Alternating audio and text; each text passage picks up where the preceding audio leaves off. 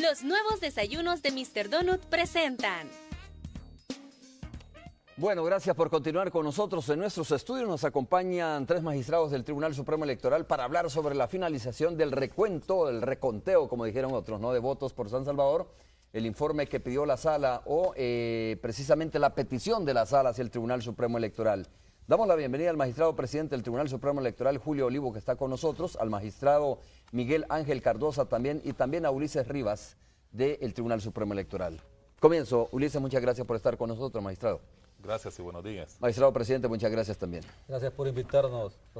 Muchas gracias también, señor Cardosa, gracias, por acompañarnos. Buenos días. Gracias. Qué bueno que están los 3 aquí, ¿no? La verdad es que no están todos porque no cabemos, pero sería bueno tener en pleno al Tribunal Supremo Electoral porque así conocemos la opinión de las diferentes, digamos, los diferentes magistrados, iba a decir corrientes al interior del tribunal, pero digo, el pensamiento de toda la Corte Suprema. Eso es para la Corte Suprema. Eso es para la Corte Suprema. ¿Qué lecciones nos deja esto, magistrado presidente del Tribunal Supremo Electoral? ¿Cuáles son las cosas importantes que usted quisiera destacar luego de haber finalizado este conteo de votos que para muchos ha sido, para algunos incluso dijeron innecesario, ¿no? Porque al final nada cambió.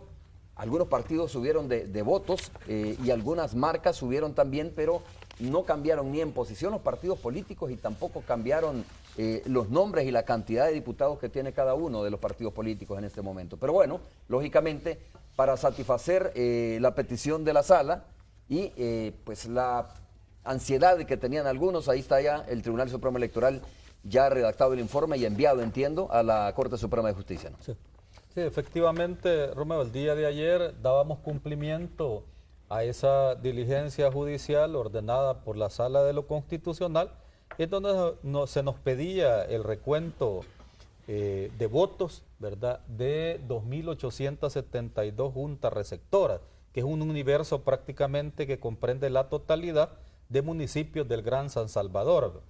Y el resultado que se ha obtenido es que ni un solo escaño, como yo lo señalé, ha sido modificado.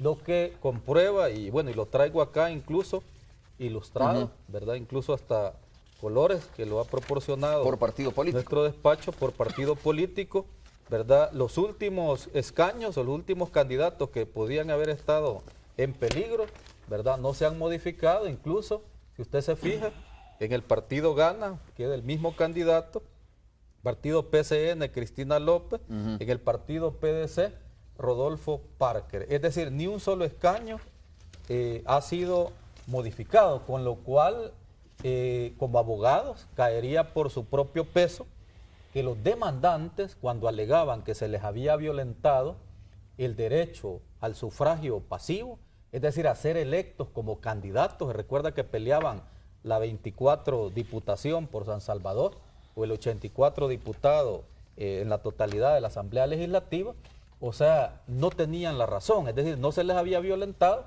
simple y sencillamente porque hoy se ha recontado, se ha hecho un recuento del conteo que ya habíamos realizado y los resultados que tenemos, ¿verdad?, al menos no alteran el resultado electoral, y eso ya lo habíamos dicho, ya lo habíamos reafirmado, yo me cansé de decirlo, y eso se basa en la buena fe, en el principio de conservación del acto electoral y en el principio de determinancia contemplado en el artículo 215, que ya dice en qué casos usted puede abrir paquetes electorales. Y este no era el caso en el que se podían abrir. ¿Por qué? Porque nosotros ya habíamos considerado, declaramos improcedentes los recursos presentados a partir de esos principios que constituyen la columna vertebral del sistema electoral salvadoreño y de otros sistemas electorales en el mundo. Es decir, las incidencias e irregularidades que fueron señaladas por los demandantes, tanto ante el Tribunal Supremo Electoral como ante la Sala de lo Constitucional, no eran capaces de incidir,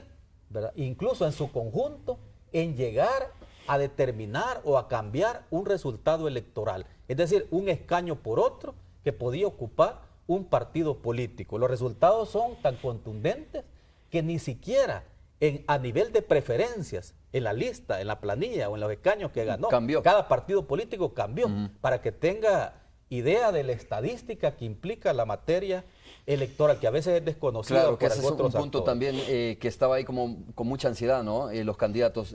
Magistrado Cardosa, De todas formas, algunos dicen, ¿saben qué? Teníamos razón, no habían contado bien.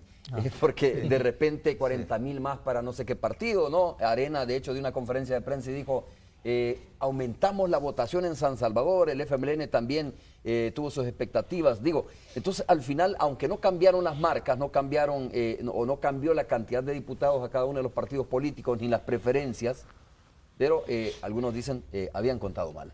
Sí, lo que pasa es que en el sistema electoral salvadoreño está basado en la organización de figuras o organizaciones electorales temporales que son responsables en cada momento del proceso. El día de las elecciones, el día que se cuentan los votos, quien es la responsable por ley es la Junta Receptora de Votos. Son los que tienen que contar, y en la Junta Receptora de Votos son aproximadamente un poco más de 100,000 personas las que participan, y por la gran cantidad, la ley salvadoreña, la legislación nuestra, establece que deberán de ser a propuestas de los partidos políticos. O sea, los partidos políticos los proponen a los miembros y son los responsables de preparar y de capacitar a los miembros de mesa. Ciertamente uno se da cuenta ahí, y la gran interrogante es de dónde surgen estos 20,000 votos nuevos. Correcto. Que aparecen por ahí, si son nulos traducidos a válidos. En cierta medida, nosotros que tuvimos la oportunidad en el recuento de votos de estar viendo uno a uno las papeletas, en algunos casos eran sorpresas, papeletas que habían sido dictaminadas como nulas eran verdaderamente válidas. Entonces uno se queda con aquella inquietud, que es lo que los partidos le dicen a su gente en las juntas receptoras de votos. ¿A qué van realmente a contar los votos? Probablemente van con la estrategia, como ellos mismos le llaman. Votos. Ellos mismos le llaman el equipo de defensa del voto. No solo van a defender sus votos, sino que evidentemente van a hacer su trabajo para ver si anulan votos, papeletas de otros partidos. Y por ahí ocurre una cuestión de carácter generalizado, porque, como usted bien ha dicho, todos los partidos recuperan votos, todos los candidatos recuperaron marcas. ¿Por qué razón? De hecho, Guillermo Gallegos dijo, mire, primero iba a entrar por residuo y ahora entra por cociente. Por cociente, pero ¿por qué es que los resultados se mantienen? A pesar de que los datos cambian, porque los datos suben. Naturalmente los datos iban a cambiar porque ahora calificaba un organismo distinto, que éramos nosotros, que calificábamos de una manera distinta a la que estaba calificando la JRB en la madrugada del día de las elecciones, allá con dificultades, en oscuro, cansados.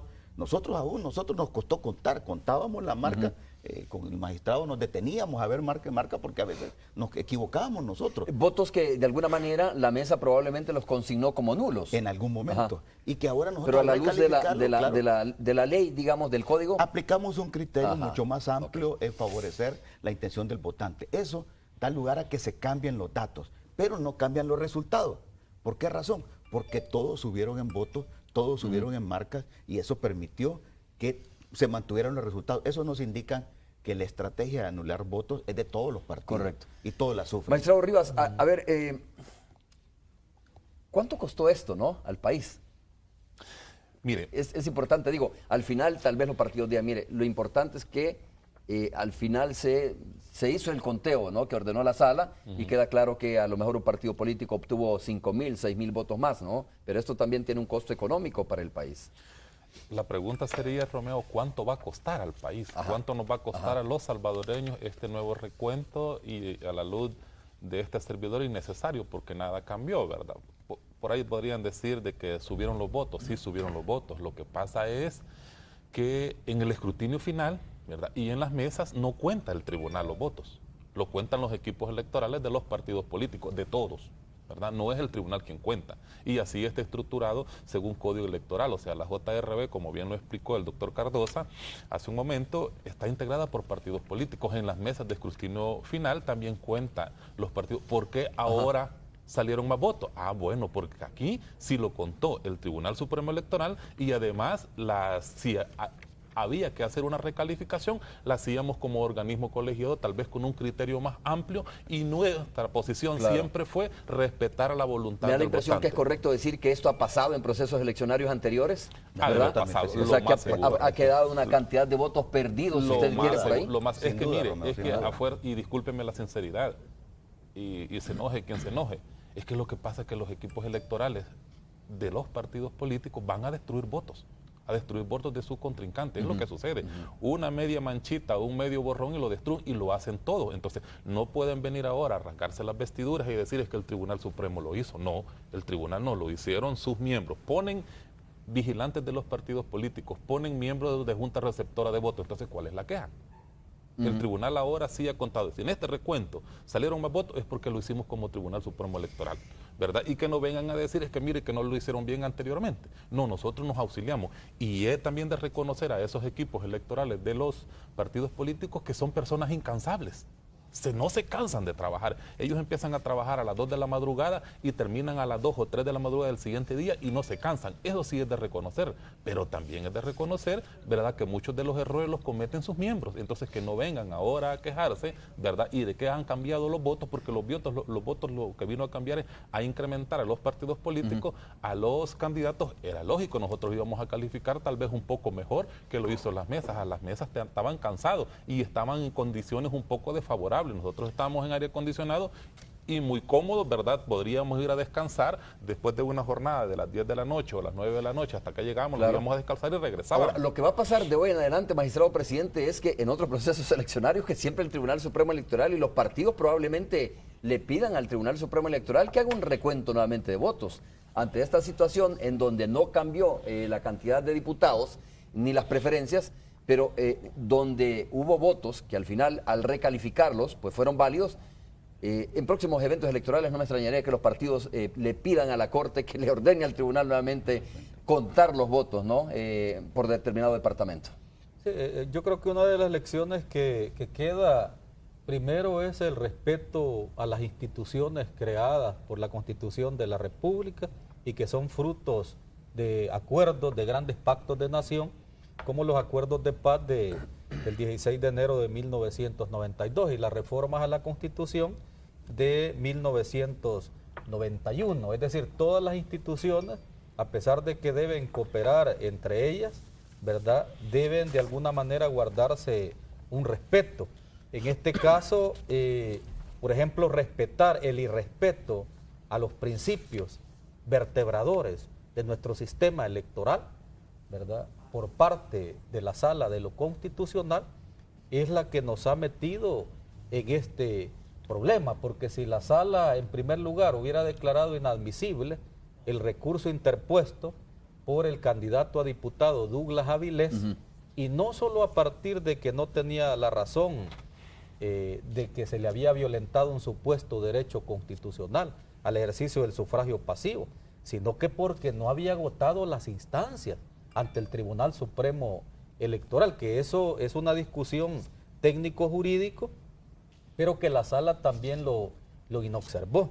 Si se hubiera cuidado del principio de preservación del acto electoral, como sucede en todas las naciones del mundo, es decir, alguien alega irregularidades y alegan los mismos partidos políticos que se les ha cometido irregularidades, y cuando usted analiza el sistema electoral y los organismos electorales temporales, ellos lo que están alegando es de que en la Junta Receptora de Votos se cometió alguna ilegalidad al consignar los datos en las famosas actas, y la base, de acuerdo al artículo 214 del Código Electoral, la base del escrutinio final, es decir, el documento que sirvió de base para determinar quién ocupaba un escaño u otro escaño de los 84 escaños de Asamblea Legislativa en el escrutinio final, con base en el artículo 214, es el acta original. ¿Y cómo se elabora esa acta original? Ya lo dijeron mis compañeros en este programa,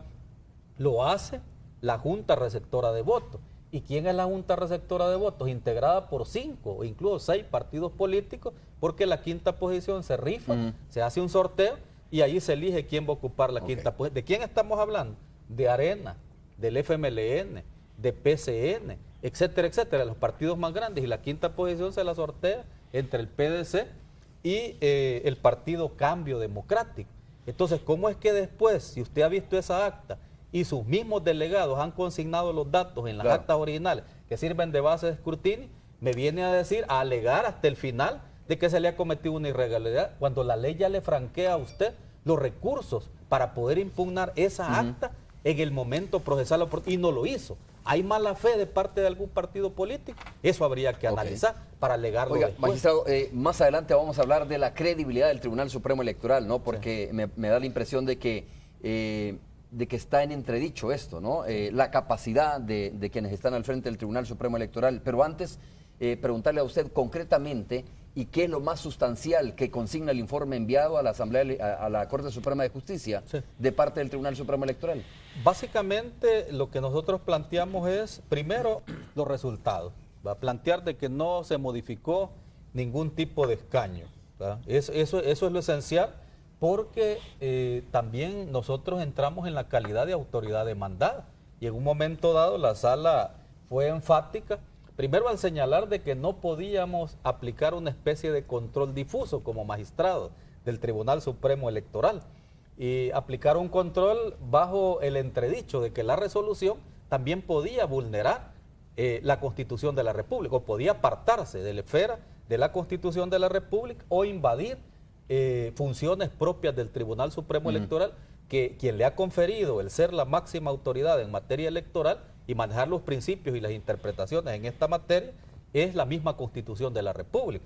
Entonces la sala primero le dice, mire, no puede dejar de cumplir, porque yo lo puedo incluso hasta a procesar, digamos, penalmente. Y además, ¿qué chiste tenía que nosotros hiciéramos cualquier interpretación de que la misma sala está violentando la Constitución, cuando quien va a conocer es la misma sala de lo constitucional? Entonces, en principio nos ponemos de acuerdo en que hay que cumplir esta resolución al margen de cualquier análisis que se pueda hacer de constitucionalidad de la misma, que por supuesto le compete a la sala de lo constitucional hacerlo.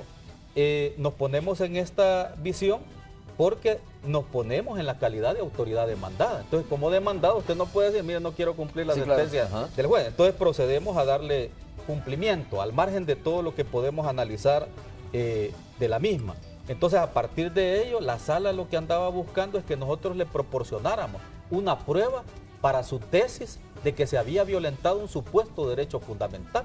Entonces, hoy le dijimos, sala de lo constitucional, aquí tiene su prueba. La prueba le va a servir objetivamente para decirle a los demandantes que no se había violentado ningún derecho fundamental, al menos al ejercicio del sufragio pasivo, aunque la sala, en la aclaración que nosotros le pedimos, amplió el objeto de control constitucional también del amparo. Y dijo, podemos valorar el contexto en el que se han dado la situación, podemos valorar el sufragio activo. Entonces la sala tendrá de alguna manera que ser muy creativa, ¿ya?, para construir otra violación de derecho fundamental. Pues iba a preguntarles precisamente eso, magistrado Cardosa y Rivas. Es decir, bueno, se puede, y lo digo con todo respeto, se puede esperar cualquier cosa de la sala, digo, dentro del marco de la Constitución, lógicamente, ¿no? La sala tiene solo el camino de aceptar esto y decir, señores, ya el tribunal pues cumplió, ¿no?, con lo que nosotros le demandamos, o puede ordenar otra cosa distinta. Bueno, hay que recordar que nosotros, como bien decía el magistrado presidente, actuamos en dos calidades en este proceso.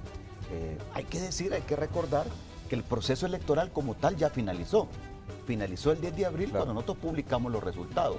De acuerdo a la ley, el proceso electoral se inicia con la convocatoria de elecciones y termina con la declaratoria firme. Eso pasó, producto de todo el trabajo que hicimos y que al final logramos tener elecciones, publicar los resultados. Pero hay ciudadanos que se sienten afectados por nuestra actuación y van a la sala de los constitucionales y dicen, me han violentado derechos constitucionales. A partir de ahí es que se plantean dos recursos de amparo que la sala los acumula y dice, como medida cautelar, hágase un recuento de votos. Entonces, la actividad que se está realizando es una actividad eminentemente de carácter judicial constitucional, porque es en el marco de los procesos de amparo. No tiene nada que ver con el tema electoral. Podría tener efectos electorales, pero no es propiamente electoral. En ese marco, se nos encarga a nosotros, como autoridad responsable del tema electoral, que nosotros hagamos el recuento de votos. Eso es una especie de colaboración, cumpliendo la orden del tribunal de hacer eso. Pero además, somos autoridad demandada. Entonces nosotros le hemos presentado el informe, le hemos dicho, aquí está lo que usted nos encargó, está aquí. Pero en el escrito también les hemos dicho, mire, en vista de lo que nosotros encontramos, aquí no hay violación de carácter constitucional. Y esperamos, sala, que usted deje sin efecto estos amparos. No obstante que la sala, como amplió el campo de conocimiento del control constitucional, podrá regañar por ahí, decir, mire, aquí no se hizo esto, aquí no se hizo lo otro, pero en esencia, no hemos violentado derechos constitucionales. Además, los tres somos abogados de la República, sabemos eso, conocemos quién controla la constitucionalidad del país y nos cuidamos, todos nos cuidamos de no violentar derechos constitucionales. En ese sentido, yo esperaría que la sala dé por recibido el informe y diga a la sala que no hemos violado derechos constitucionales y que a partir de ahí se levante las medidas cautelares. Hay dos medidas cautelares, ¿no? La del recuento y la de la Asamblea Legislativa. Ajá. Pero también tiene que decir otra cosa importante, es que los resultados están publicados y para nosotros los diputados han sido electos y fueron declarados firmes el 10 de abril. Pero la sala tendrá que decir si los datos con los que ellos van a resultar electos son estos nuevos del recuento o aquellos. Si dice que son estos nuevos, nos tendrá que ordenar una nueva publicación. Y es importante que lo diga. O si no, deja en firme los anteriores. Si no, deja en firme los otros. Es importante que la sala que nos diga, porque además tenemos que pagar las publicaciones. Y si no la dice la sala, no tenemos cómo costear. Tengo que hacer la pausa, magistrado Ulises. Cuando regresemos vamos a escuchar su opinión, porque quiero preguntarles también si, digamos, simultáneamente levantando esta medida precautoria, la Sala de lo Constitucional podría también señalar algún aspecto respecto a separar las funciones del Tribunal Supremo Electoral. No sé si podría hacerlo en este momento, porque entiendo que ya hay algunos escritos presentados, ¿no?, ante la sala. Un movimiento civil llegó hasta la Asamblea, hasta la Sala de lo Constitucional a pedir que se separen las funciones administrativas y jurisdiccionales del Tribunal Supremo Electoral. Ese tema y también el tema ¿no?, de la credibilidad del Tribunal Supremo Electoral lo abordamos cuando regresemos.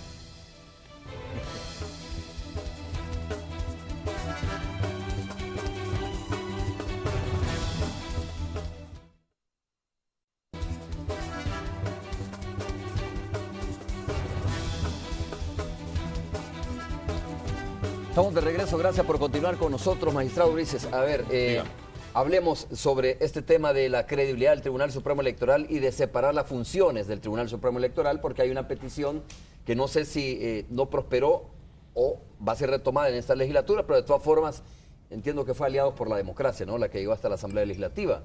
Me da la impresión de que a pesar del esfuerzo del Tribunal Supremo Electoral y de haber lógicamente acatado esta medida precautoria de la Corte Suprema de Justicia, está en entredicho la credibilidad del Tribunal Supremo Electoral aún. Mire, fíjese de que aquí no está solo entredicho la credibilidad del tribunal, va más allá. Realmente eso de separar funciones o de qué tan fuerte es una institución, yo creo que el tribunal en sí es fuerte. Desde el empleado con un salario o un rango más pequeño hasta los magistrados, ¿verdad?, realmente tienen experiencia electoral acumulada y no vayamos a cometer los errores que se han dado en otros países. Por ejemplo, a mí me comentaban que en Honduras, ¿verdad?, sucedió un hecho aquí cerca por Chalatenango, uno de los municipios fronterizos con nuestro país, donde un alcalde, ¿verdad?, resultó electo por el pueblo, pero en eso de estar los recursos y que fue demasiado engorroso y fue delatando el tiempo, el alcalde, ¿qué es lo que sucedió? Que un alcalde recibía los fondos del gobierno y otro alcalde recibía los fondos de las tasas e impuestos municipales que pagaba la población. Eso vino a suceder y vino a hacerse un caos en ese municipio. En México nos comentaban también, por eso de la separación de funciones, nos comentaban que una persona, después de haber sido electo, por los recursos y todas estas impugnaciones que se dan en materia electoral, vino a tomar posesión de su cargo 2 meses para vencer el plazo para el cual había sido electo. Entonces, ¿por qué? Porque muchas veces cuando se separan las funciones no se le da importancia realmente a la elección en sí, sino que se va dilatando o simple y sencillamente como una vendetta política, el adversario político empieza a recurrir, lo lleva y los procesos son demasiado cansados. Entonces no vayamos a cometer ese error nosotros como salvadoreños. Hay que aprender también de lo bueno y lo malo que sucede en otras legislaciones y no solo tropicalizar la legislación, no solo, disculpen la palabra, cortar y pegar de otras legislaciones y traerlo y quererlo poner a la fuerza en nuestro país cuando las realidades son distintas. Mire, por ejemplo, yo le podría decir, los procesos electorales no son nada fácil. Realmente aquí hay mucha gente apática a los procesos electorales y hay que decirlo así claramente, más del 50% de la población no va a votar porque no le interesa, entonces esa gente está apática. La verdadera sociedad civil de nuestro país está más interesada en llevar el sustento a sus familias, en trabajar, en rebuscarse por la comida de sus hijos, de la alimentación y la salud, y la vivienda y el vestuario. Claro. Todos esos aspectos básicos de una familia. Y no va a votar. nuestra población va a votar en un 50%. Lamentablemente, ahora, ¿no? Lamentablemente, hay que superar eso. Entonces, antes de andar buscando otras cuestiones, mejor hay que incentivar a la población que vaya y que vote, que se exprese el día de las elecciones. ¿Por qué le puedo decir esto? Mire, le voy a hablar, hace un momentito yo le he dicho que elogio, ¿verdad? Así, la capacidad de los equipos electorales de los partidos políticos, porque son incansables. Ellos están desde antes de las elecciones preparándose y el día de la elección realmente son jornadas un poco tortuosas, un poco complicadas, donde la gente se agota, pero ellos no se cansan. Y le voy a decir, aún los partidos políticos no tienen la capacidad de llevar vigilantes a todas las mesas de trabajo. O sea, aún la gente del partido político, con toda la disciplina que ellos tienen, no son capaces de llenar todo. Y prueba está que nuestro jefe UFI del Tribunal Supremo Electoral ahorita les está cobrando a los partidos políticos que devuelven el anticipo que se le dio en concepto de pago a vigilantes. Y yo le puedo decir, por ejemplo, los partidos, y así, y como estamos en aras de la información y la transparencia, hay que decirle y hacerle también un llamado a los partidos políticos que se acerquen a arreglar las cuentas con el tribunal. Que son, le deben al tribunal. Le deben al tribunal. ¿Y cuánto le deben solo por dato por ejemplo, curioso? yo le voy a decir, por ejemplo, vaya, mire, Arena le correspondía poner 10.621 vigilantes a razón de uno por cada una de las JRB. Solo puso 9.768. Eso quiere decir que le faltaron 853 vigilantes. Nos debe 8.530. Va a llegar y va a cancelar. ¿Cómo lo controlamos? Con las actas. Con las actas. Por ejemplo, el FMLN puso de los 10.621 vigilantes que tenía derecho, puso un total de, ya le digo, bueno, le voy a decir cuánto nos debe. Nos debe el FMLN, permítame, aquí está, nos debe $6.662. O sea, no puso 666 vigilantes. Y así sucesivamente. Y así sucesivamente. Puede ser que los haya puesto, pero el vigilante quizás no firmó. O algo le sucedió. Entonces, algo se distrajo el vigilante y no hizo su trabajo de esos 666 del frente, no hicieron bien su trabajo y al final no firmó y puso su número y por tanto no se le puede pagar. Yo quiero preguntarle al magistrado ahora, presidente. Solo si me termine, otro partido que nos debe, el CD. El CD, el Partido Cambio Democrático, ¿no? Nos debe $78.600. Es el que más debe. Es el que más debe. No puso 7.140 vigilantes. Nos tiene que regresar el dinero. Porque el dinero público es de la Hacienda, tiene que regresar. O si no, arreglar. Ese dinero se lo habrá gastado ya a Cambio Democrático. De seguro, supongo, mire, ahí vamos a la disciplina de los equipos electorales, que no hacen bien su trabajo. Los ponen, ¿qué es lo que sucede? Se descuida en lo último y no firma y no pone su número de DUI. Pero tal vez ahí estuvo. Señores, ante la pregunta esta, a ver, yo quiero preguntarle sobre todo al magistrado presidente del Tribunal Supremo Electoral, porque vino aquí cuando recién fue nombrado magistrado presidente del Tribunal Supremo Electoral y dijo, pues sí, a lo mejor la franqueza no les gusta a muchos, pero dijo, mire, la verdad es que en el tribunal existe esto, hay grupos, etcétera, ¿no? Responde a ciertos grupos, etcétera. A ver, después de todo esto, se vino una serie de críticas, magistrado presidente, y voy a volver al tema de la credibilidad, ¿no? Para ustedes, ¿qué falló en el Tribunal Supremo Electoral, si es que a su juicio ha fallado algo por la cual queda la sensación, creo yo, de que el Tribunal Supremo Electoral, no quiero decir los magistrados, ¿no?, sino la institución como tal, fue incapaz de manejar objetivamente, transparentemente el proceso electoral? Digo, es algo que a lo mejor es acuñado todavía por algún buen sector de la población, ¿no? Pero después de esto, probablemente la gente diga el Tribunal Supremo Electoral tiene razón. Bueno, yo creo que hay varias, eso será parte de un análisis más profundo que se debe de hacer. Efectivamente, usted lo señaló, fue en este programa en donde yo hice señalamientos bastante fuertes hasta de los salarios, la simetría de salarios que se ganaban. Señalé también la parte informática, ¿verdad?, las debilidades, las desconfianzas que yo advertía, ¿verdad?, en este tipo de técnicos. Sin embargo, vea, curiosamente, lo que falla es el programa que tiene que ver con eso que yo denunciaba. Entonces, habrá que ver si en el futuro tenemos la votación, menos de los magistrados de la Corte que nos han estado acompañando, para poder hacer algunas transformaciones.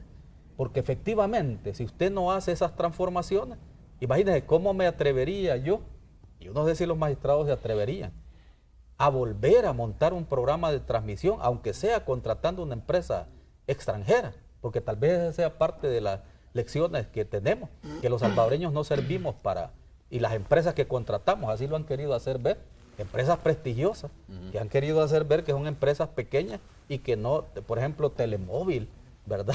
La empresa, la filial de la Microsoft en El Salvador, que dirigía una parte también del programa. Somos tan malinchistas que decimos, no, lo que aquí hacemos no funciona. No sirve, sí. Lo que falló fue un componente de ese programa de transmisión, pero curiosamente tiene que ver con lo que yo había señalado en este programa. Yo quizás solo reiterar, primero, de que debemos de hacer una reflexión profunda sobre cómo se estructura, cómo se organiza, y todo eso yo lo cuestioné, incluso cómo se evalúan los procesos electorales. Lo primero que yo hago a mi llegada es decirle, ¿dónde están las evaluaciones? Porque yo vengo de la academia, donde evaluamos planes de estudios cada vez que se implementan, y si están funcionando o no están funcionando. Acá no, me dicen, no hay ninguna evaluación. Y entonces, ¿cómo sabe usted de que todo lo que hizo es acertado o todo lo que hizo es equivocado? Yo les decía, yo me niego a creer de que como están haciendo las cosas sea la manera correcta de hacerlas y no tienen una evaluación.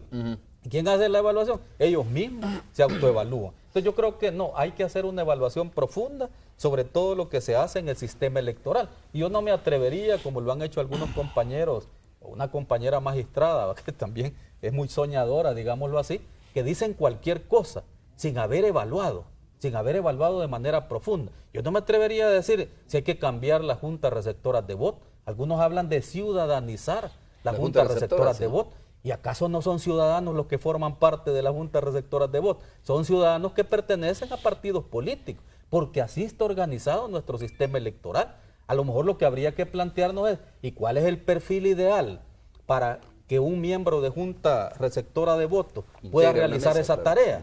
Porque ahora ya lo dijo el magistrado Cardoso y el magistrado Ulises Rivas, es que realizamos un proceso de conteo que a toda lógica le apunta a usted que iban a cambiar los resultados.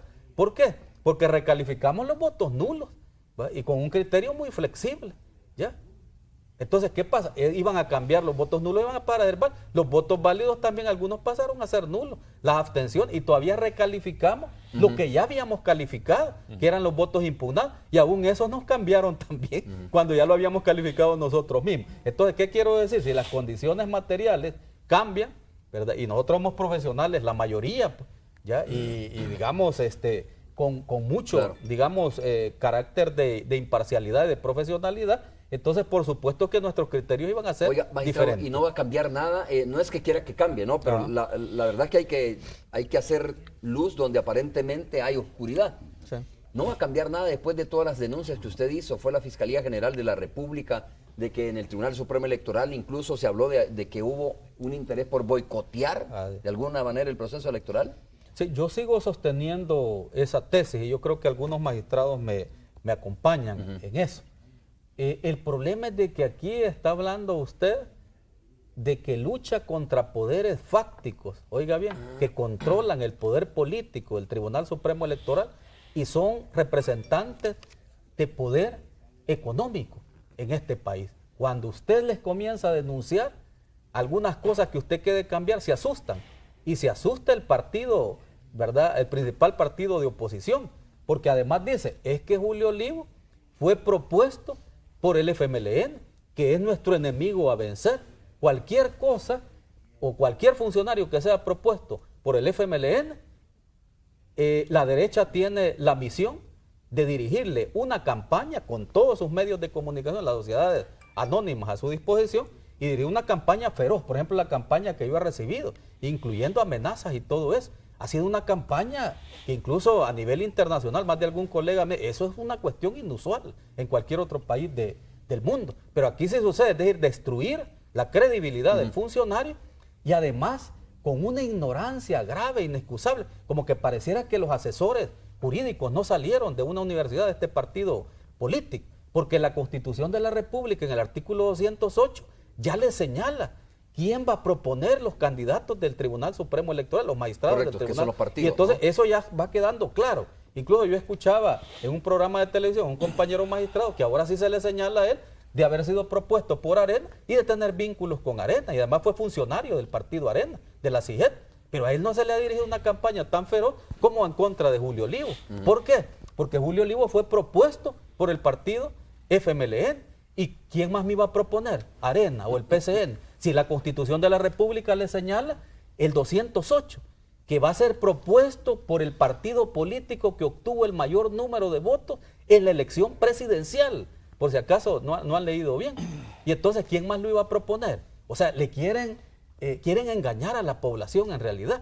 Mejor, estos señores, les doy un punto a su favor, los señores Aliados por la Democracia, que es otro apéndice también, exfuncionarios del Partido Arena, que hoy se han leído un poco la Constitución y lo que van a pedir a la Asamblea, ¿sabe qué? La reforma al artículo 208. Es correcto, por ahí eso tiene que sería ser la lo cuestión, correcto. ¿no? O sea, si se reforma eso, Claro. pues lógicamente ya estaríamos dentro de otro escenario. Hoy por hoy se está cumpliendo lo que dice la Constitución de la República, Claro. que los partidos políticos tienen el derecho de nombrar a 3 magistrados, si mal no me Así es, equivoco, ¿no? correcto. Los primeros Por que supuesto. tienen Así 3 es. más votación. Así Bueno, es. ok, dejemos eso, que creo que lo que usted dice, magistrado presidente, es importante, se puede hacer un análisis más profundo, Así más es. allá. Lo que quiere saber la población, magistrado Cardosa, es, bueno, a ver si ya enviaron el informe Sí. y entonces cuándo se va a instalar en su totalidad la Asamblea Legislativa. Pues eso es la Asamblea Legislativa, como la medida cautelar le señaló ahí que no se puede instalar, o que sí podía instalar con 60 y la Asamblea decidió no hacerlo, pues habrá que esperar la resolución de la Sala de lo Constitucional. La resolución a partir del informe que nosotros dimos y como lo pudimos ver en este caso, en este recurso de amparo, se movieron algunos procedimientos, algunos plazos, a nosotros se nos acortaron los plazos para nuestro informe, se hizo uno solo, se le pidió un reporte directamente al fiscal y después vino esta actividad probatoria nuestra del reporte, prácticamente está listo para sentencia. Y de hecho yo he visto un par de veces a uno de los magistrados decir que están listos para la sentencia. Entonces yo esperaría que pronto en estos días ellos puedan dar la sentencia y entonces ya la Asamblea Legislativa Es como de pudiera, carácter urgente, ¿no? además es de carácter urgente por la situación misma que está viviendo la Asamblea Legislativa. Yo esperaría, hay que decirlo de alguna manera, Romeo, la institucionalidad del país con fricciones está funcionando y eso es bueno, eso es bueno. Nosotros, a pesar de todo lo que nos costó, porque nos ha costado no solo dinero, sino que tiempo nosotros hablamos de 21 días, al final tuvimos 18 días en el recuento, todos nosotros los magistrados estuvimos a tiempo completo esos 18 días, incluso habían días que salíamos hasta las 10 de la noche. Tiempo repleto, pero ¿no? completamos el esfuerzo y nos quedaron algunas experiencias interesantes que en su momento vale la pena, como ya decía el presidente, hacer una evaluación y hacer las propuestas para hacer las modificaciones que sean necesarias. Tengo que hacer la pausa, pero quiero escucharlo antes. Mire, en primer lugar, y respondiendo concretamente a su pregunta, ya hay antecedentes que un órgano del Estado no puede estar en la situación que vive la Asamblea Legislativa. Se tiene que integrar, se tiene que conformar y tienen que tomar pues los 24 diputados y diputadas que hacen falta. Por ejemplo, yo le traigo el antecedente del 2012, cuando había una medida cautelar de Sala de lo Constitucional que no podían elegir la Asamblea Legislativa a la generación de magistrados de la Corte Suprema del 2012 y estaba la prohibición ahí porque había una supuesta violación a un derecho fundamental de una candidata a magistrado. O sea, si usted más o menos se recuerda en el 2012, ¿qué es lo que sucedió? Esa medida cautelar estaba vigente.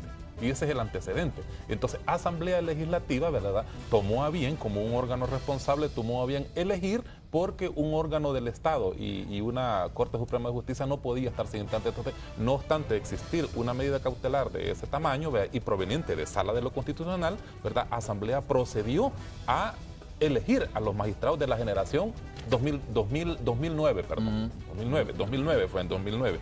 Entonces, ¿qué es lo que sucede? Entonces, eso sí se puede hacer. Entonces, ¿qué es lo que sucede? No obstante existir una prohibición y como ya se demostró públicamente y misma Sala de lo Constitucional ha dicho que las noticias o la información pública se deben de tomar en cuenta en los procesos, entonces, para mí perfectamente y como si respetamos el principio de legalidad, ¿verdad?, y todas las garantías del debido proceso, entonces, ¿qué es lo que sucede? Sala, ¿verdad?, no nos puede decir, por ejemplo, yo sí estaría en desacuerdo con mis compañeros de publicar de nuevo porque ese plazo ya prescribió, ese plazo ya pasó, ¿verdad? La ley le dice cuándo se convoca elecciones y cuándo se tiene que publicar. Y ya eso ya prescribió, entonces ahora sería prácticamente de volver a publicar solo para efectos de deuda política, como lo hemos analizado antes. Y que pasen de ser presuntos a diputados. No, pero es que son diputados, son diputados. No, digo, para utilizar el término que utilizó la Sala, ¿no? No, mire, hay que ser un poco serios en esto, no son presuntos, los eligió el pueblo. A los 24 pero así le diputados. llamó la Sala, No, pero hay que respetar al votante. Mire, hay que valorar y no ahuyentar al votante de las urnas, ¿verdad? El votante ya dijo los ciudadanos y ciudadanas de ese país, ya dijo quiénes iban a ser los diputados por San Salvador, entonces creo que esos calificativos de presunto me parece un poco exagerado. Bien, hacemos la pausa, la última pausa comercial. Cuando regresemos vamos a ir al enlace con la radio 102.9. Volvemos.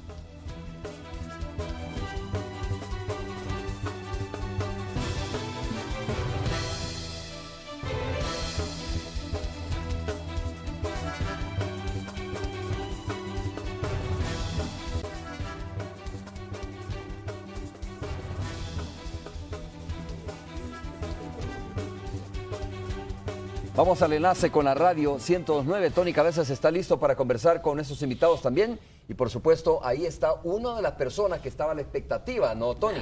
Ah, sí, de este proceso. Aquí está, y seguramente tendrá todavía muchas más expectativas. Un saludo para los magistrados, Miguel Ángel Cardosa, Julio Olivo, presidente del Tribunal Supremo Electoral, y magistrado Ulises Rivas.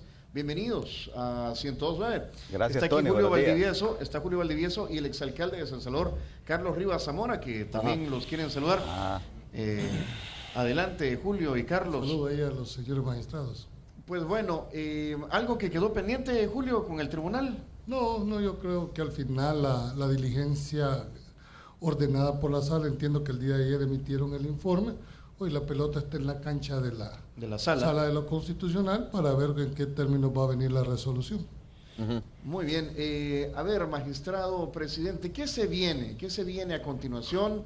Y yo quisiera dejar una segunda pregunta planteada. ¿Cuál es el futuro de ustedes como magistrados del Tribunal Supremo Electoral también? Ya lo hiciste reír, mira. Que termina todo esto. Bueno, espero que sea un buen futuro como el que hemos tenido hasta este momento. Y el futuro no solo tiene que ver con aspectos positivos, sino que con grandes retos. Yo creo que la democracia del país es un reto que todos los magistrados y magistradas asumimos con mucha seriedad, ¿verdad? A pesar de todos los valladares que han ocurrido, porque esta ha sido una elección sui generis. Por eso yo decía, era la elección más compleja de la historia. Yo lo señalaba. Se han querido dirigir toda una campaña, incluso llamando incapaces. Por ejemplo, yo me niego, soy una persona muy preparada, igual el magistrado Cardosa con todo un currículum. Todos tenemos altos currículums, pues, y cuando más de alguna persona hace señalamientos, incluso hoy ya no pueden señalar sobre nuestra inexperiencia en materia electoral, porque hoy hemos ido hasta certificados como contadores públicos, ¿va? O sea, ya sabemos todos, todo sobre el proceso electoral con toda esta escuela que hemos tenido, con sus aspectos positivos y negativos. Fuimos capaces, oiga bien, de administrar la elección más compleja de la historia y garantizar el ejercicio al sufragio de los ciudadanos salvadoreños.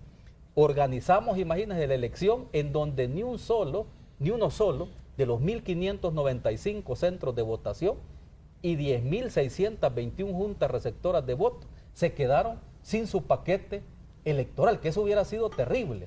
Incluso la elección 2012, que nadie habla de ella, que es la más equivalente a esta, que manejó menos volumen de papeletas, porque nosotros manejamos cerca de 16 millones de papeletas, con una elección, con una papeleta especial también para Parlamento Centroamericano por primera vez en la historia. Manejamos la elección más compleja de la historia, además por la cuestión de la consulta ciudadana. Seguimos llevando a los 262 municipios el voto residencial. Organizamos, por ejemplo, todo el programa de soporte administrativo, en donde son más de 12.000 empleados, 53.000 miembros de juntas receptoras de votos, a quienes, por cierto, ya se les está pagando, a pesar de este tiempo que hemos tenido invirtiendo en el recuento de votos por la medida de la sala. El programa de observación electoral, que contó con 2.432 observadores. ¿Y eso el plan de justifica lo seguridad polémico o la polémica que ha abierto el proceso? Yo entiendo eso, magistrado presidente, pero le quiero preguntar al magistrado Cardosa y al magistrado Rivas y a nuestros invitados aquí también. Ustedes comprenderán que hay gente que no opina como usted, magistrado Olivo, y que tendrán una visión negativa del proceso electoral que está pues todavía llegando a su fin. Magistrado Cardosa. ¿Qué opinan? Bueno, un saludo a Julio, Carlos, Tony, muy buenos días. Buenos días. Yo creo que ha llegado el momento de reflexionar. Seriamente el país tiene que reflexionar sobre lo que ocurrió. Esto no puede volver a ocurrir. Sin embargo, yo quisiera que todos los actores, todos los que tuvimos responsabilidad en esto, nos sentáramos y nos sinceráramos, y cada quien que asuma su responsabilidad, porque ciertamente, como dice el magistrado presidente, hemos administrado las elecciones más complicadas, y se los digo con conocimiento de causa, porque hasta ahora decíamos que las del 94 eran las más difíciles. No, yo ahí fui secretario general, ahora me tocó como magistrado en esta y le digo, estas son realmente las más complicadas. Sin embargo, aquí se le reconocieron los derechos a la gente votó, hubo elecciones, hicimos recuento de votos, publicamos los resultados y ahí están las autoridades funcionando. Entonces, el sistema funcionó con sus problemas, lo cual lo tenemos que evaluar en su momento. Y yo, desde luego, como magistrado del tribunal, yo asumo mis responsabilidades, pero no voy a subir las responsabilidades de otros. Así que yo me someto a esa evaluación. Bueno, magistrado Ulises. No, igual, unirme a los compañeros y decir que aquí si hubo un fallo, fallamos todos. Por ejemplo, uno de los invitados que tienen en la radio, no me dejará mentir, en este complejo proceso tan complejo y complicado, ¿verdad? El número de vigilantes fueron 1.524.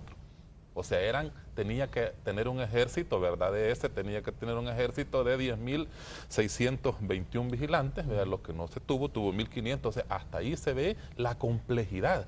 Pocos partidos políticos, solo los 3 más grandes, lograron, por ejemplo, cubrir esa meta.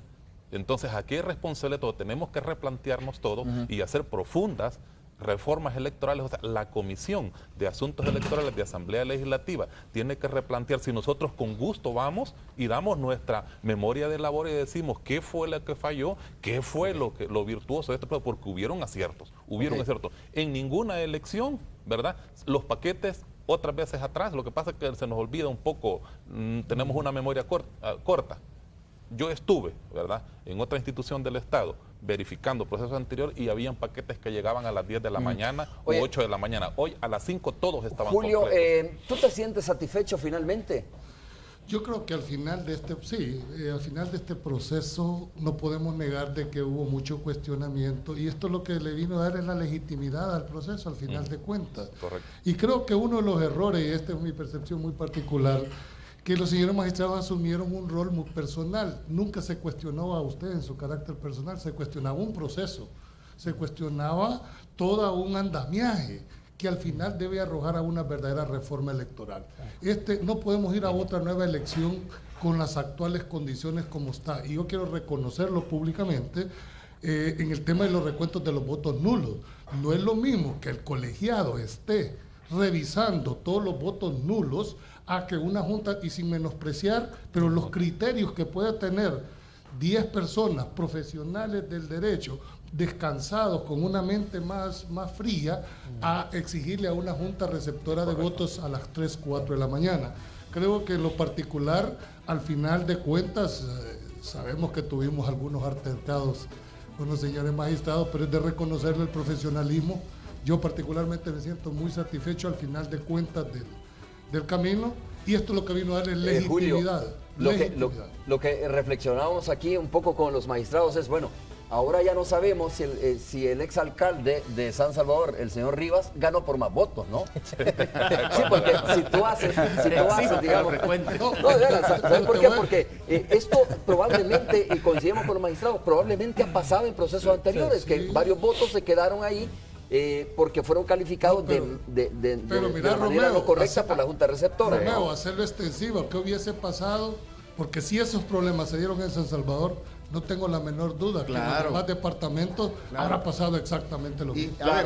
Yo no creo que los magistrados quieran volver a pasar por una situación como la que han tenido que vivir. O sea, es necesario hacer esos cambios. ¿Ustedes van a proponer esos cambios, magistrados? Sí, bueno, quizás lo que estábamos platicando y lo hemos dicho, voy a repetir en este programa, que primero que no podemos plantear cambios, así, hacer propuestas, yo diría, como irresponsables de que hay que cambiar aquí, hay que cambiar allá, sin tener un diagnóstico, sin tener un verdadero seminario de evaluación. Y yo les decía, es lo primero que yo pedí cuando llego al Tribunal Supremo Electoral. Nosotros en la Universidad de El Salvador implementamos un plan de estudio que cada uno dura 5 años y usted lo evalúa el primer año. Pero acá no sucedió así. Yo les pedí, ¿dónde está la evaluación que han hecho de la elección que acaba de pasar? Por ejemplo, de la elección 2012, de la elección 2014. No tenemos. Y entonces, ¿cómo saben de que los aciertos o desaciertos que tuvieron no van a volver a ocurrir?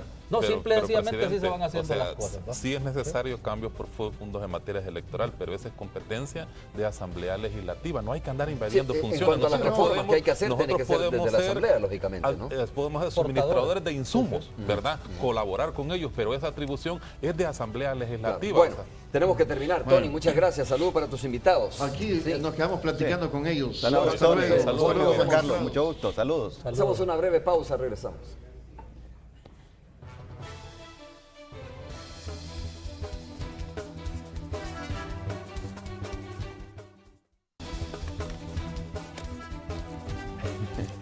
Gracias por habernos acompañado. Gracias, magistrado Ulises, por haber estado con nosotros. Gracias a usted, señor. Magistrado presidente, también muchas gracias. Gracias por invitarnos, Ron. Magistrado Cardosa también. Romeo, gracias. Siempre Más allá de lo que digan todos, yo le felicito, ¿no? Porque al final el recuento de votos, como dijo Julio Valdivieso, pues legitimó el proceso, aunque yo creo que ya estaba legitimado cuando se emitió el escrutinio final, pero bueno, esto relegitimó.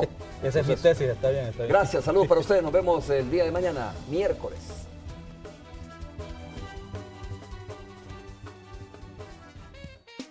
Los nuevos desayunos de Mr. Donut presentó.